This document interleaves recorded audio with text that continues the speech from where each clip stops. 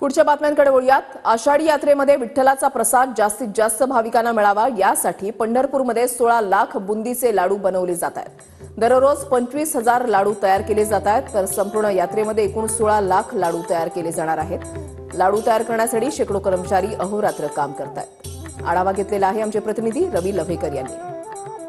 आषाढी यात्रेसाठी येणाऱ्या भाविकांना अल्पावधीतच विठ्ठलाचा प्रसाद म्हणून खरं तर बुंदीचा लाडू प्रसिद्ध झालेला आहे। आपण जर बघितलं तर या बुंदीच्या लाडूला आता भाविकातून मोठी मागणी वाढलेली आहे। त्यामुळे येत्या आषाढी यात्रेच्या सोहळ्यासाठी मंदिर परिषदेने जवळपास 11 लाख लाडू बुंदी तयार करण्याचा निर्णय घेतलेला आहे। आपण बघू शकतो की लाडूचं बनवण्याचं काम आता खरं तर सुरू झालेलं आपल्याला पाहायला मिळत आहे। जवळपास सकाळी आणि संध्याकाळी दोन्ही टायमाला खरं तर हे लाडूचं काम तयार केले तर याकरता जवळपास 70 ते 80 महिला खरं तर काम करताना आपल्याला पाहायला मिळतात। अगदी शिर्डीच्या धर्तीवरती हा लाडू बनवला जातो। ह्या लाडूमध्ये जर आपण बघितलं काजू असेल, मनुका असेल, असे ड्रायफ्रूट देखील वापरून हा चांगल्या तुपामध्ये हा लाडू बनवण्याचं काम करतं मंदिर समितीने सुरू केलेलं आहे। खरं तर यावर्षी चांगली यात्रा भरणार या हिशोबानं मंदिर परिषदेनं हे 11 लाख लाडू आणि त्याचबरोबर इतर 5 ते 7 लाख लाडू बनवण्याची तयारी देखील करून ठेवली आपल्याला पाहायला मिळत आहे। पंढरपुरातून कॅमेरामन जगदीश डांगेसर, रवी लवेकर, TV9 मराठी।